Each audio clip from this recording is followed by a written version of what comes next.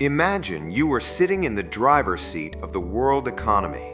Your dashboard is glowing with headlines about AI, data centers, chips, and the next productivity revolution. The markets are cheering. Tech giants are spending like they've found a money printer. Everyone says the same thing. This time, the machines will make the economy faster, richer, and smarter. Now look down again. Global growth is still only around 3.1% in 2026. Inflation is rising again because of war-driven commodity shocks, and the IMF is openly warning that a disappointment over AI-driven productivity could weaken growth even more. In other words, the hype machine is roaring, but the real economy is still limping. So what exactly is happening? Why are trillions in AI promises not showing up as broad-based growth? Why do economists keep talking about potential while households feel pain, governments face debt pressure, and war keeps hijacking the economic storyline? And the biggest question of all, what if the AI boom is real, but still too weak, too concentrated, and too slow to save the global economy right now? For the last few years, AI has been sold like the ultimate cheat code. In January 2024, IMF Managing Director Kristalina Georgieva said AI could affect almost 40% of jobs globally and about 60% of jobs in advanced economies. That sounds huge, and it is. But notice the trap. Affected does not mean boosting GDP tomorrow. It can mean replacement, reshuffling, pressure on wages, or slow adjustment instead of instant productivity magic. Then came the macro reality check. In the IMF's April 2025 World Economic Outlook, global growth was cut to 2.8% for 2025 and 3.0% for 2026, down from 3.3% for both years in the January update. The IMF called it a critical juncture and blamed trade tensions and extreme uncertainty. So, while tech headlines were screaming acceleration, the world economy was already being downgraded. That is the first clue that the story is not as clean as the stock charts suggest. And the AI gains themselves were looking uneven. An IMF paper in April 2025 said Europe's medium-term productivity gains from AI were likely to be modest, around 1% cumulatively over 5 years. Another IMF paper said AI could worsen cross-country inequality, with advanced economies benefiting more than low-income countries. So yes, the technology can matter, but the gains are not arriving like a flood. They are arriving like a slow leak, and leaks do not usually rescue the global economy. The first mistake people make is thinking a technology boom automatically becomes a productivity boom. It does not. It has to spread through companies, hiring, logistics, pricing, credit, and investment decisions before GDP even notices. The IMF itself says AI is reshaping the global economy and could offer major gains, but it also warns about inequality, labor market disruption, and policy design. Translation: the upside is real, but the path is messy. Think of AI like a Ferrari engine dropped into a city with traffic jams, broken roads, and police checkpoints everywhere. The engine is powerful. The economy is still stuck at red lights. That is why analysts keep asking, where is the proof in the numbers? Not the demo videos, not the keynote speeches. The numbers, the wages, the output per worker, the broad productivity data. And that proof is still underwhelming. Quick pause. If you're realizing that AI hype and AI macro impact are not the same thing, hit subscribe, because the gap between those two is the whole story. Let's do the math. In April 2025, the IMF said global growth would slow to 2.8% in 2025. In April 2026, it said growth would recover only to 3.1% in 2026 and 3.2% in 2027, still below recent outcomes and well under pre-pandemic averages. That is not the profile of an economy being rescued by a productivity miracle. That is the profile of a world economy that keeps getting hit by new shocks before the last one is digested. And here's the kicker. The IMF explicitly lists AI-driven productivity disappointment as a downside risk in 2026. Not a side note, not a footnote, a downside risk. That tells you the fund is not counting on AI to save the macro picture yet. It is treating AI underperformance as one more reason growth could disappoint. So ask yourself a brutal question.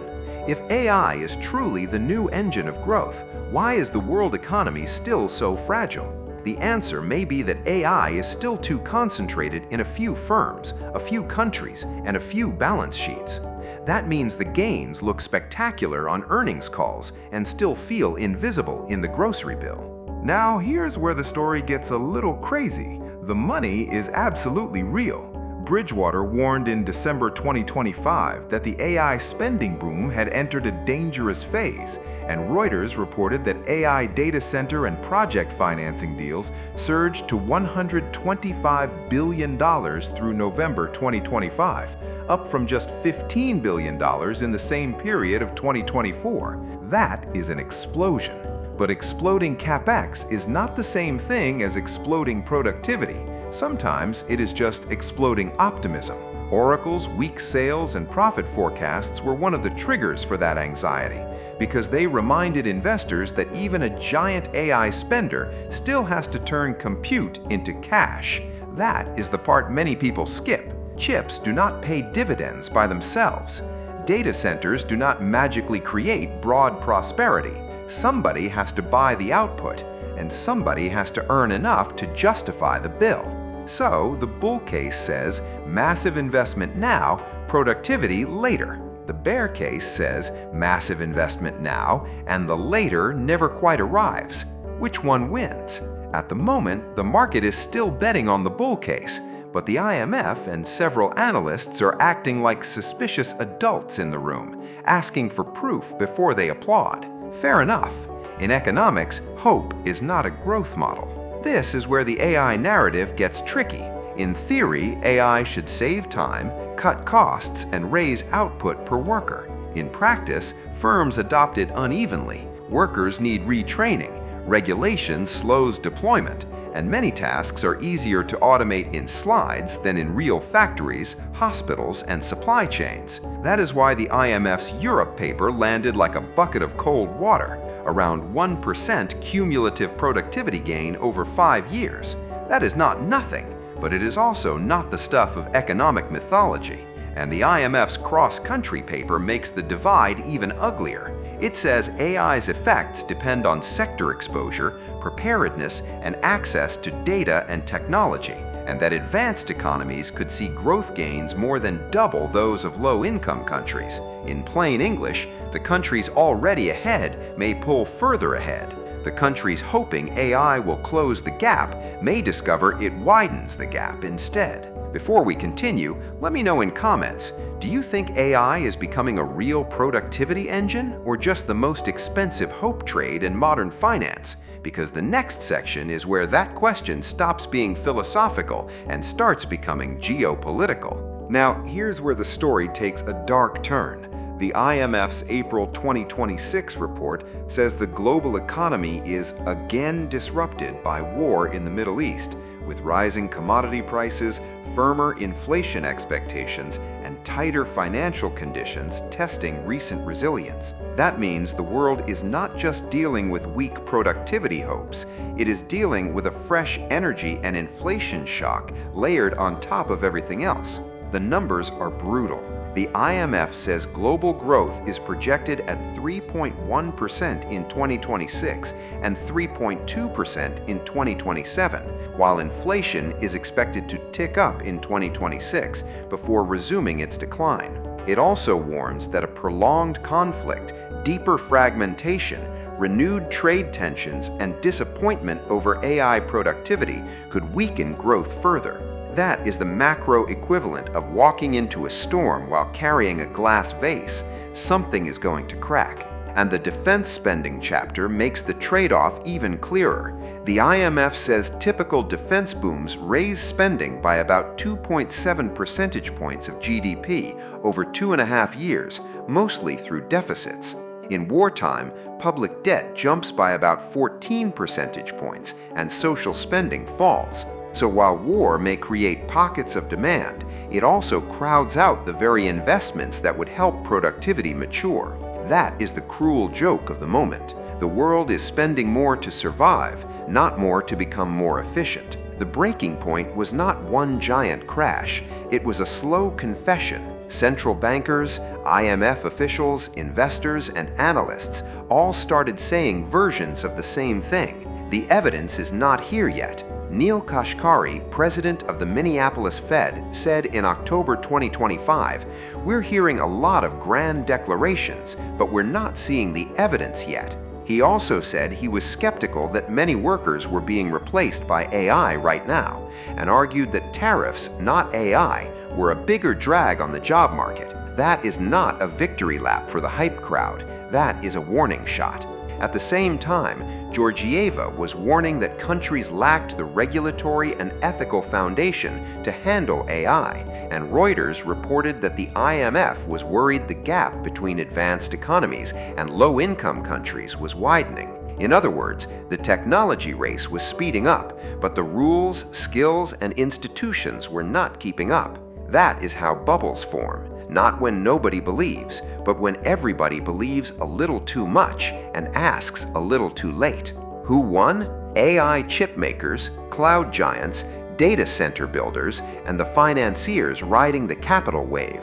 Who lost? Countries facing higher energy costs, households squeezed by inflation, governments with weak fiscal buffers, and workers who still haven't felt the promised productivity lift in paychecks or job security. The IMF's message is blunt.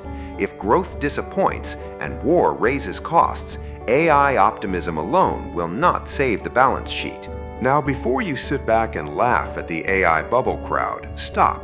The warning is not that AI is fake. The warning is that AI is uneven, delayed, and vulnerable to being overwhelmed by larger forces. If the richest, best capitalized economies are still struggling to translate AI into broad productivity gains, then emerging markets have an even harder hill to climb because they often lack infrastructure, data access, and skills. And there is a second warning. Kashkari said AI investment could push borrowing costs higher because capital that might have gone into homes or apartments is being diverted into data centers. That means the AI boom can raise rates, squeeze housing, and distort investment even before it delivers much productivity. So the boom can create macro side effects long before it creates macro miracles. That is not the clean narrative from the keynote stage. That is the dirty narrative of the real economy.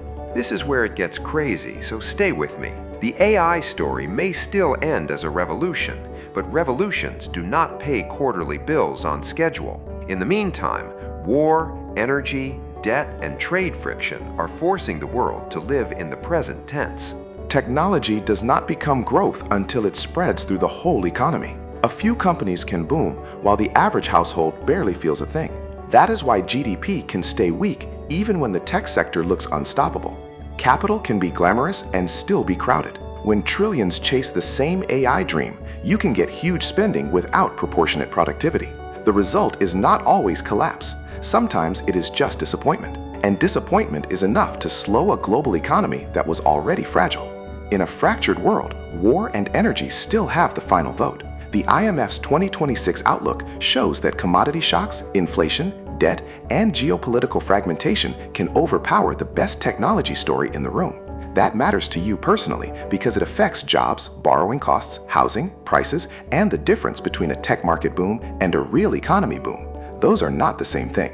So here is the real question. Are we watching the beginning of a genuine productivity revolution or just the loudest investment cycle of the decade colliding with war, energy shocks, and slower global growth? Comment below with your take, boom, bubble, or something in between. And in the next video, we'll look at who actually wins when the AI money flood finally hits the real economy and who gets left holding the bill.